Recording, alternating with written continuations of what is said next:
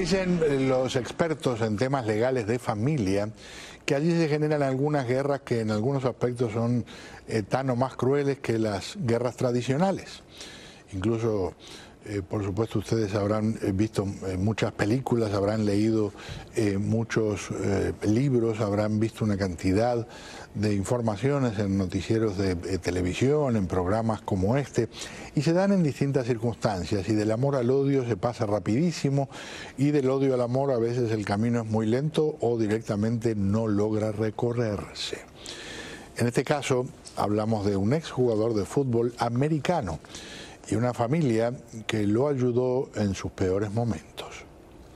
Michael O'Hare, el exjugador de fútbol americano del cual se inspiraron en su historia de vida para hacer la película The Blind Side, un sueño posible, presentó una petición ante un juzgado de Tennessee en la que menciona que sus padres adoptivos únicamente lo utilizaron para hacerse millonarios. De acuerdo con ESPN, el exjugador presentó una petición de 14 páginas donde señala que Sean y Len Annie Tui realmente nunca lo adoptaron y que una vez que cumplió 18 años lo engañaron para firmar un documento donde ellos se convertirían en sus tutores y podían hacer negocios con su imagen y su nombre. Además, en dicho escrito se destaca que O'Hare no habría recibido ganancias por la película, la cual se estrenó en 2009 y obtuvo $300 millones.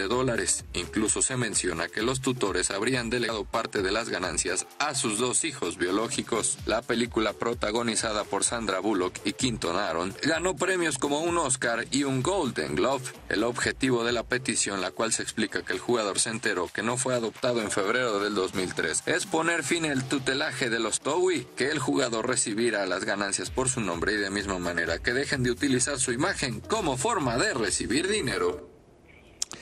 Por cierto, en ese reportaje no se menciona que la familia Tuohy ha respondido con un largo comunicado en el que se habla a través de su abogado de lo que consideran ridículo e insultante. Dicen que es absolutamente falso que haya ocurrido lo que dice O'Hare y en la práctica habrá que ver cuál es el próximo paso.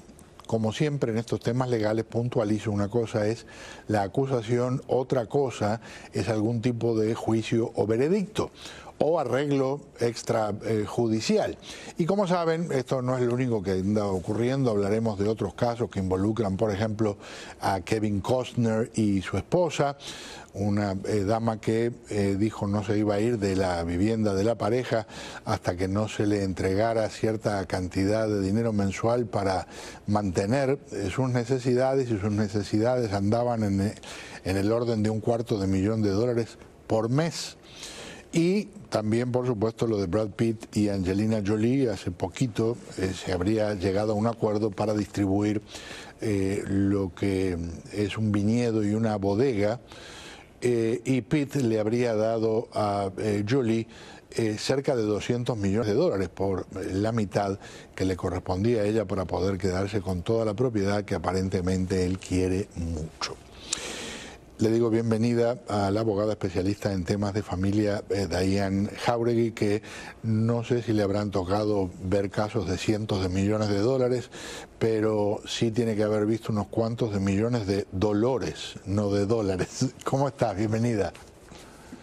Bien. Muchas gracias por la invitación. Sí, claro, esa es la ley familiar, siempre hay algo.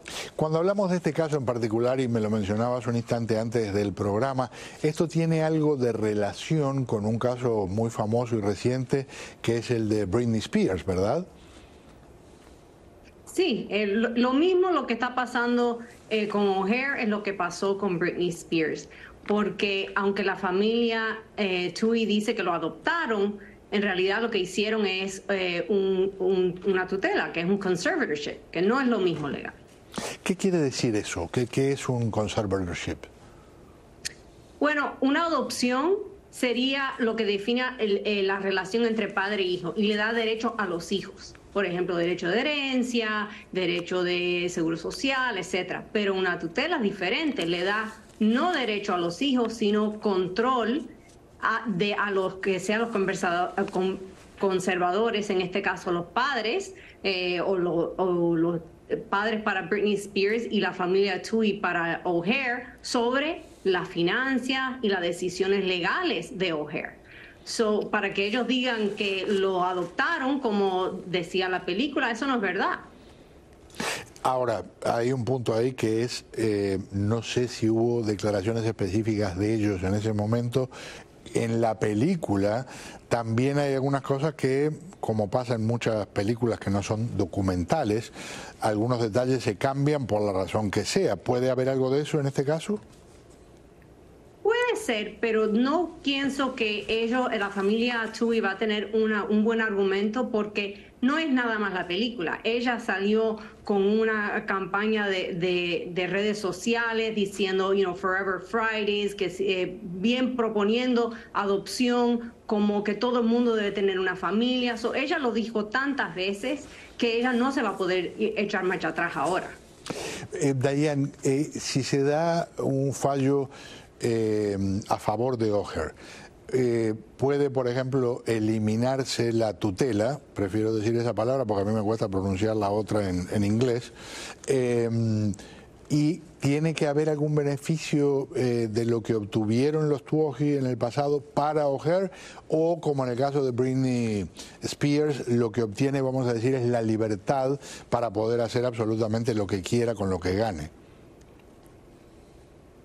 Tienes razón, son dos resultados diferentes, pero puede ser una combinación entre los dos o nada más finalizarlo. Serían dos diferentes decisiones del juez. Número uno, finalizarlo. En Britney Spears se hizo porque ella supuestamente tenía problemas de psiquiatra, no era un peligro para sus hijos, y entonces habían otras razones. Aquí no hay ninguno de esos casos, razones. Él es normal, tiene la capacidad, eso debe determinarse.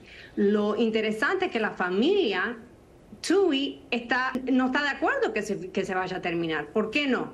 Porque lo más probable es que están haciendo mucho dinero de esa tutela. Pero si O'Hare puede demostrar que fuera por fraude, entonces de repente él puede recibir algunos tipos de daños como está pidiendo. Hay una expresión en inglés, under duress, que sería, vamos a decir en español, algo así como bajo presión, o me imagino bajo presión sería, que es cuando alguien firma un documento y dice, bueno, pero básicamente me pusieron, como quien dice, una imaginaria pistola en la cabeza. Era algo, o por un lado, me amenazaron, o me engañaron con la información de lo que estaba firmando. ¿Cómo se prueba algo así? Bueno, tienes toda la razón. Ese es el argumento, no solo aquí, pero también en el caso de Kevin Costner. Under duress quiere decir que yo no tenía otra opción. Yo no tenía ninguna otra opción razonable. Y en este caso no me parece que él tiene ese argumento, porque la razón que él lo firmó es porque él no tenía la suficiente edad o educación para saber mejor, y la ley no te va a proteger si eres ignorante. La ley ellos no le dijeron que él no tenía otra opción. Si no firmas esto, te tienes que ir de la casa. Nada de eso. La única cosa que se ha oído en la media que le dijeron que si tú quieres ir a Old Miss, a la universidad, nosotros tenemos que adoptarte. Y él pensó que eso es lo que estaba pasando. Si él puede demostrar que fue una mentira, entonces sería bajo fraude. Es lo mismo con lo que está pasando en Kevin Costner, que están argumentando el acuerdo prenupcial. Ella está diciendo que ella no entendía y no tenía otra opción para firmarlo. Entremos entonces en ese capítulo, si te parece.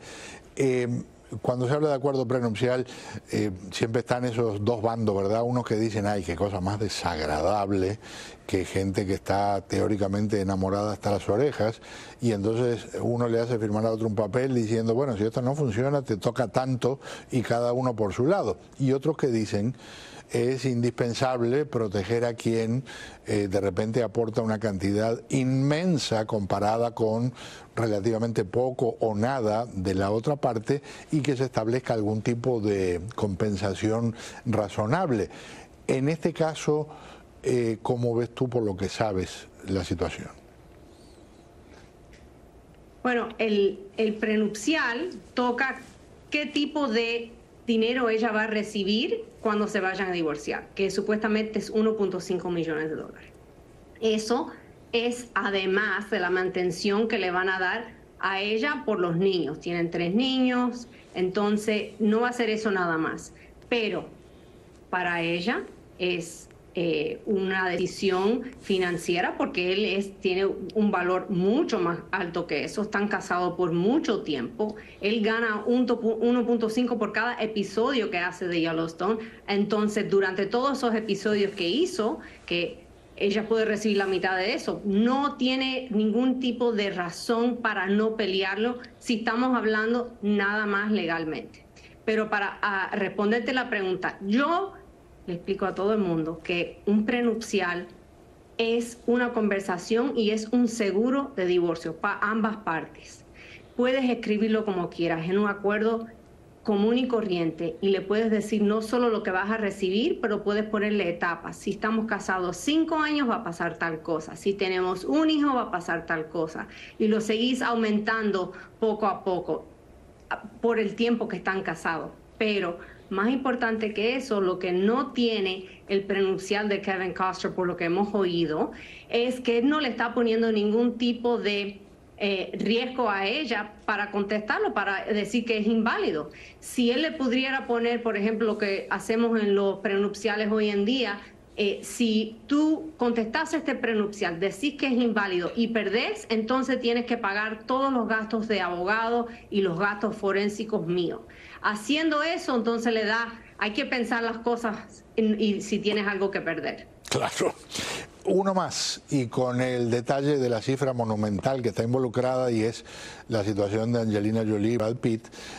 Una de las broncas enormes después de unos líos de acusaciones de abuso físico a los niños, de muchas cosas muy feas, muy desagradables.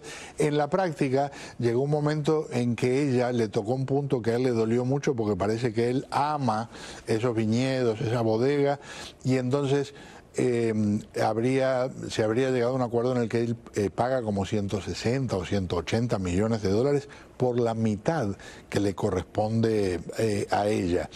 Estamos hablando de situaciones que para el común y corriente, me incluyo, nos dejan con los pelos parados de punta, pero en el mundo ese de los ultra, super, recontra millonarios no es tan inusual, ¿verdad?